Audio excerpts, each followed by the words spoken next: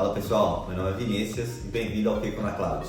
Bom, no vídeo de hoje a gente vai construir o nosso primeiro Load Balancer. Na AWS existem três tipos de Load Balancer: o Network Load Balancer, o Application Load Balancer e o Gateway Load Balancer. Hoje a gente vai criar o Application Load Balancer, porque o Application Load Balancer ele trabalha na camada de aplicação número 7, que é de HTTP e HTTPS. Então se a gente quiser construir ou incrementar o nosso servidor web, esse é o melhor tipo de Load Balancer que vai suprir a nossa necessidade para fazer o que a gente quer. Mas a pergunta é, o que é um Load Balancer? O que ele faz? Qual é a funcionalidade dele? Bom, imagina que você tem 3 servidores funcionando e você quer distribuir as requisições entre esses servidores. Esse é o papel do Load Balancer. Ele vai distribuir a carga, evitando topo ou pico de recurso em um único servidor e vai segregar essas requisições. Então você vai ter uma alta disponibilidade com o Application Load Balancer ou com os Load Balancers disponíveis na AWS. Agora no nosso console, o que a gente vai fazer? Os Application Load Balancers, eles não têm um campo específico, eles ficam dentro da EC2. Então se a gente quiser procurar qualquer tipo de funcionalidade do Application Load Balancer, a gente clica em EC2 e a gente desce um pouquinho aqui e vocês vão ver que no lado esquerdo tem um campo escrito balanceamento de carga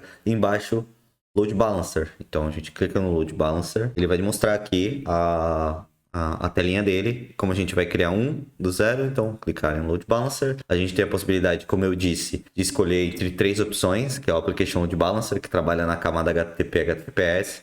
Network Load Balancer é mais para requisições internas. Você pode trabalhar com ele de diversas formas, né? Quando você tiver muito tráfego dentro da sua rede, você quiser usar ele, o Network Load Balancer é muito bom. O Gateway Load Balancer é quando você precisa implementar ou gerenciar alguma quantidade de recursos virtuais, você usa ele na frente e ele consegue distribuir essa requisição para esses dispositivos virtuais. E a gente tem o Classic Load Balancer, que é a geração anterior, que não é mais utilizada, já está sendo descontinuada, já foi descontinuada, mas faz a mesma coisa que o Application Load Balancer. Então a gente clica em criar, o nosso nome vai ser... Eu sempre tento colocar o prefixo do recurso, então é ALB, Kiko na Cloud.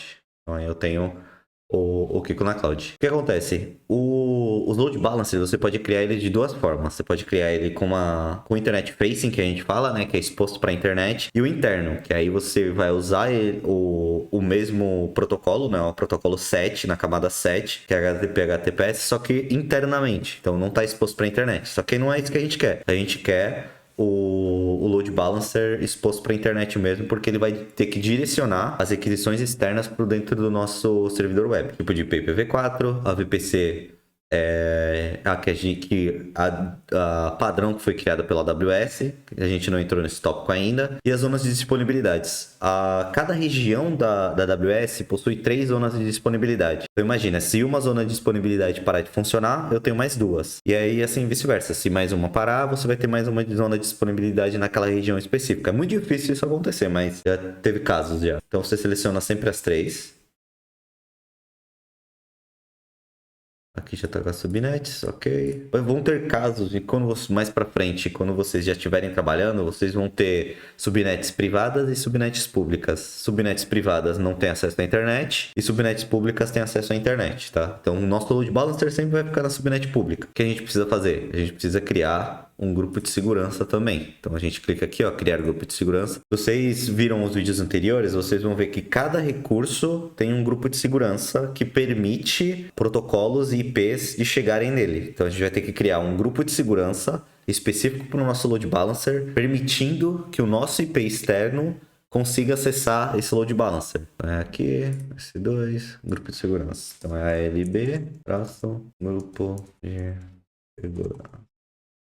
Permitindo acesso ao servidor.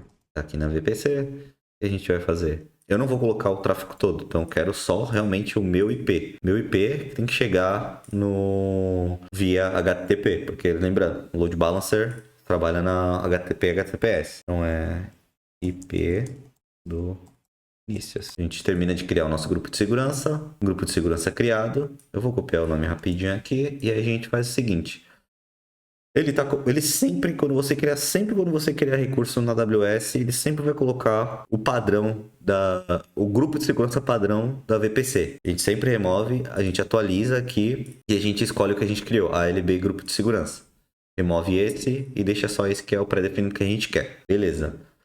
O que que acontece aqui, cara? No listeners e roteamento é o seguinte, imagina que você está recebendo uma requisição na porta 80. Você precisa direcionar ela para um alvo. É isso que a gente vai ter que fazer aqui. A gente tem que criar um grupo de destino. E aí, essa requisição que chega na porta 80 precisa ser direcionada para esse grupo de destino. Tá? Então a gente clica aqui com o botão direito, grupo de destino. A gente seleciona a configuração básica, que é as instâncias e o nome do grupo de destino. Então é TG Rico na cloud. A gente vai trabalhar com a porta 80, então a gente mantém. Caso queira usar o HTTPS, lembre, a gente tem que ter um certificado para a gente poder usar o HTTPS. Como a gente não está fazendo isso agora, a gente está usando a porta HTTP só para a gente conseguir ter acesso no que a gente quer. Aqui a versão do protocolo você pode manter padrão. A verificação de integridade imagina que você tem o seu servidor e você precisa verificar a integridade do seu servidor, e isso precisa retornar algo positivo para a gente conseguir registrar o nosso servidor dentro desse grupo. Aqui já está mostrando ó, o nosso servidor que está disponível, então a gente clica aqui e coloca a porta que a gente quer, que é a porta 80, e a gente clica para ele examinar os destinos. Lembra quando eu falei? Ele precisa examinar o servidor que eu estou querendo colocar dentro desse grupo. Se isso retornar ok, ele valida a inserção desse servidor dentro do meu grupo. Então eu clico em criar grupo de destino e aí ele está fazendo o quê? Ele está registrando. Tá. Então aqui a gente adicionou o nosso servidor aqui dentro. Agora a gente tem que voltar pro nosso load balancer. Por quê? Porque agora a gente já existe um grupo de destino para ele colocar. E aí o que vai acontecer? O grupo de destino vai ser vinculado no nosso load balancer, permitindo que o load balancer faça a validação desse servidor e desse grupo de destino. Essas informações aqui a gente não precisa colocar, porque por enquanto a gente não vai abordar esse assunto, tá? Então a gente vai criar o nosso load balancer. Load balancer criado, ele demora um tempinho para registrar, mas aqui ó, você tá vendo que tem já tem nossos receptores, né? Os nossos listeners com uma regra apontando para o nosso grupo de destino. Então agora a gente tem que esperar um pouquinho que o load balancer está sendo provisionado e a gente dá uma olhadinha nisso daqui, ó. Vamos lá ver rapidinho. Tá vendo? Ele já mudou o status dele, tá? Lembra que estava inutilizado? Aqui já está inicializando. Então o que ele está fazendo? Ele está fazendo o registro do meu servidor dentro do meu grupo de destino enquanto o load balancer está sendo criado. Aqui eu fiz toda a criação dos recursos, mas tem um ponto que a gente precisa salientar. Lembra? Eu tenho um recurso do load balancer que precisa chegar num recurso da minha EC2. Só que se a gente for para EC2 e a gente entrar dentro do nosso security group, né, que é o nosso grupo de segurança, a gente vai notar que a gente não liberou para esses dois recursos conversarem. Então a gente tem que ir lá no grupo de segurança da nossa EC2. Então a gente clica aqui, segurança, e a gente vai ver que a gente tem informações específicas só pro meu IP. E eu não posso deixar assim. Vai não. Dentro da minha EC2 eu só tenho o protocolo 443, a porta 80 e a 22 só pro meu IP. Só que como que o meu load balancer vai conseguir conversar com a minha EC2 se eu não estou dando permissão para eles conseguirem conversar? Eles não têm regras disponíveis para eles conversarem. Aí a gente vem aqui, digita HTTP e a gente pega o grupo de segurança do nosso load balancer, tá vendo? Se você clicar aqui e descer um pouquinho, ó, ele vai ter alguns exemplos de blocos de IPs e os grupos de segurança disponíveis. O que eu tenho que fazer? Eu tenho que habilitar o meu load balancer, eu tenho que dar permissão para o meu load balancer conseguir conversar com a minha EC2. Então, eu liberei o protocolo HTTP especificamente para o meu grupo de segurança load balancer. e vou salvar a regra. Ai, caramba. Coloquei. Lembrem-se, a AWS nunca aceita cedilha, essas coisas. Então, agora a gente tem uma permissão do nosso load balancer dentro da nossa EC2. Vamos dar uma olhadinha lá e ver como é que tá? Tá vendo? Ó, ele deu unhealth aqui, por causa que ele não conseguiu chegar na minha EC2. Agora, o que eu vou fazer? Eu vou clicar aqui, vou cancelar o registro, ele vai drenar a minha máquina e eu vou registrar de novo. Eu vou voltar quando tiver limpo isso daqui, que eu vou registrar de novo, tá bom? Ok. Nós já colocamos as regras específicas para o nosso load balancer dentro da nossa EC2, então a gente já sabe que a EC2 aceita o tráfego através do grupo de segurança do load balancer. Mas agora o que a gente tem que fazer? A gente tem que criar uma regra no nosso load balancer também, permitindo acesso externo para o grupo de segurança dele, né? Como ele é um recurso que está exposto para a internet, a gente tem que dar a permissão para os recursos de fora conseguir acessar. Então a gente vem no recurso no Security Group ou no grupo de segurança do Load Balancer e cria uma regra de entrada. Aqui a gente pode especificar, a gente pode criar, por exemplo, HTTP e deixar qualquer IP, não tem problema. Ou a gente pode criar específico pro nosso IP. Eu vou colocar pro meu IP, porque aí só eu consigo acessar o meu load balancer, certo? Então agora a gente tem a regra na EC2 e a gente tem a regra no load balancer permitindo requisições no protocolo 80 vindo de fora. Então vamos dar uma olhadinha no nosso load balancer aqui e agora ele já também não tem mais aquela mensagem dizendo que não está acessível porque eu permiti, e agora a gente vem no nosso grupo de destino e vê como é que está a nossa EC2. Bom, agora a gente tá vendo, ele já tá saudável. Então, o que aconteceu? O meu load balancer aceita requisições na porta 80. O meu grupo de destino conseguiu conversar com a minha EC2 nessa porta e viu que tem porta aberta para eles comunicarem e já me retornou um status de integridade como saudável. Agora é testar, né? Vamos testar e ver se tá tudo funcionando. Vamos ver se a gente consegue acessar pelo nosso load balancer. Então, se eu vim aqui e pegar o nome do DNS e digitar aqui no meu navegador,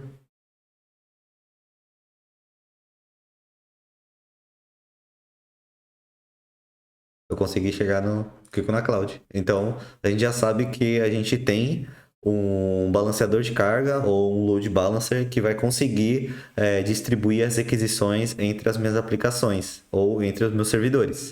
Tem mais uma coisa que a gente pode fazer para testar. Por exemplo, eu sei que eu tenho dentro do meu grupo de destino apenas uma... Opa, não é essa? Apenas um servidor. O que a gente pode fazer aqui? A gente pode criar mais dois servidores com informações diferentes e ver o comportamento dele, para ver se ele vai balancear a carga e distribuir as minhas requisições. Vamos fazer isso? Então vamos lá. Então a gente vem em EC2, vou colocar executar instância, vou mudar o número de instâncias, eu vou querer duas agora.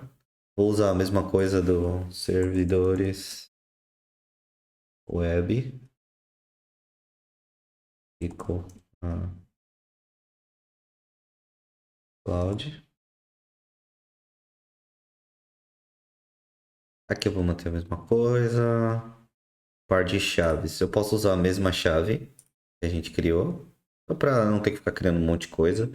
O grupo, eu posso colocar a mesma coisa também. Posso colocar o meu mesmo grupo de segurança, porque tem as permissões do meu IP externo, tem SSH, tem HTTP, tá tudo funcional. O disco eu posso manter a mesma coisa. O tipo de instância eu vou manter a T2 micro para ficar gratuito. O perfil da instância eu vou colocar aquele que a gente criou para me dar permissão de acessar caso eu não precise de uma chave SSH. E eu vou adicionar os IPs públicos também aqui. Aí já tá automaticamente. Se você quiser remover, você pode deixar. Se você não quiser, você não remove. E aí a gente vai executar essas duas instâncias.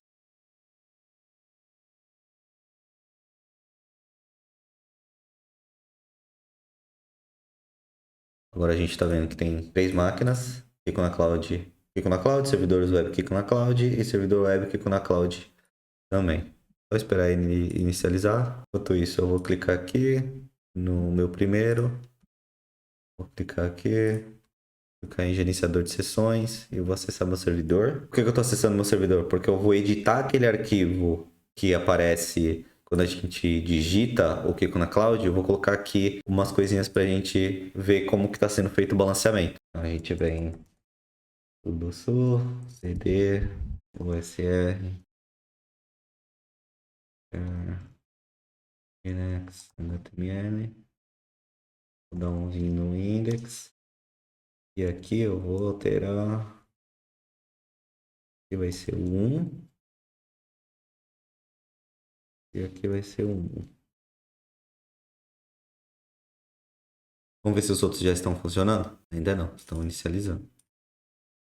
Vamos ver se a gente já consegue acessar eles. Ah, a gente já consegue acessar eles. Então vamos acessar. A gente vai fazer a mesma coisa.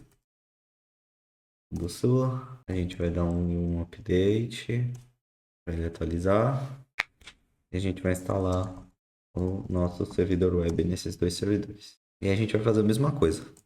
cd, usr, share, nginx, html. Vai dar um ls. Tá vendo que já tem todas as coisas? A gente vai dar um sudo lin index.html. E agora a gente vai colocar aqui, ó. Welcome to Kiko na Cloud 2. Kiko na Cloud 2. Vou dar um systemctl art nginx.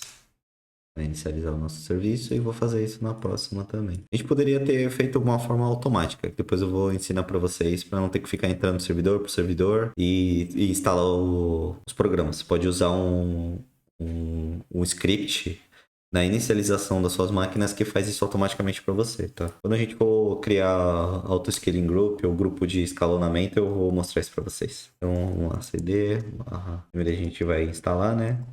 Install nginx, cd, usr, share, nginx, html, então no index, deixa eu sair aqui, eu já tô com o root, né, então dá pra fazer direto.